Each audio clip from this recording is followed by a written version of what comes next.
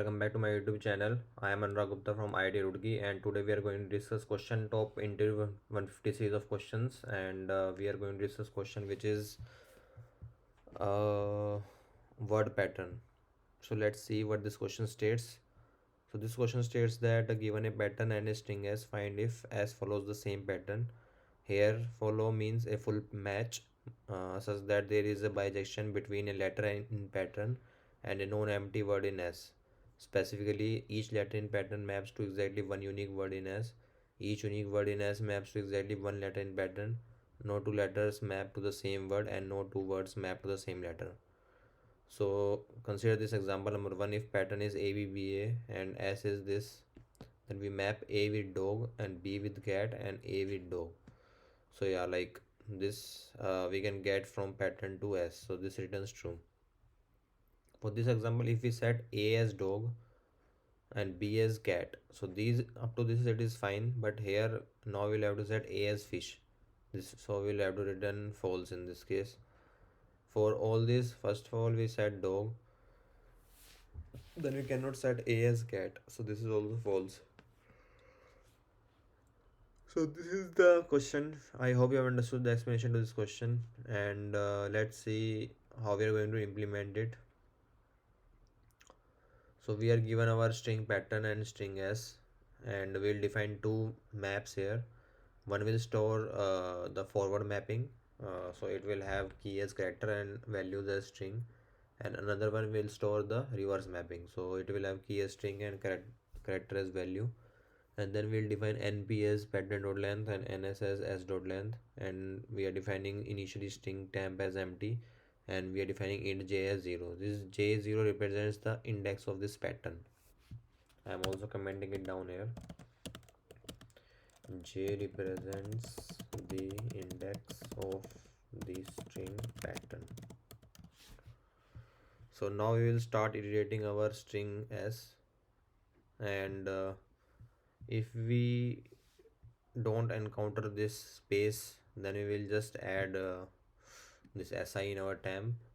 And if we encounter space, that means that we need to analyze this temp string now.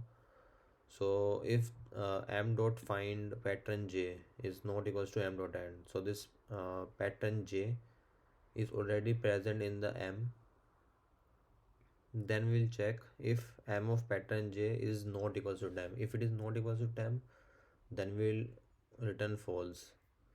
If and we'll same we will do for reverse mapping also. For reverse mapping also, if reverse of temp is not equals to pattern j, then we'll return false. Similarly, we'll do else if reverse m dot find temp is not equals to reverse dot temp. So temp is already present in reverse m. Then we'll check if reverse m temp value is not equals to pattern j, then we will return false. And same case goes here. So m of pattern j is not equals to temp, then we will return false. So these two if statements are same.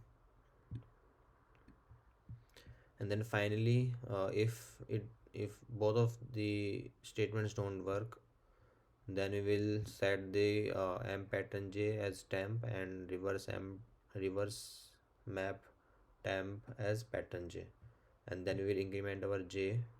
And if we will see if j is equals to np, then we will return false. Else we will set temp as empty string. And now there is one edge case we will have to handle here, and that would be in which the last string in string s would not be encountered here. So that will be stored in temp when this loop will end. So we'll apply the same logic here, like the logic which we have applied it here, the same logic we will apply here also. And we will increment j plus plus, and then if this j is not equals to np, then we will return false. Otherwise, if till now return false is not returned, then this means that our pattern matches and we will return true. So this is the code, and the time complexity of this code is of sum of character of sum of length of pattern and sum of length of s. And let's try to run it and see whether it runs or not. So yeah, it is getting accepted. Let's try to submit it as well. So yeah, it is getting accepted. So I hope you have understood the explanation to this question. So subscribe to my channel, like this video, and stay tuned for more such top interview 150 series of questions on Leetcode. So stay tuned.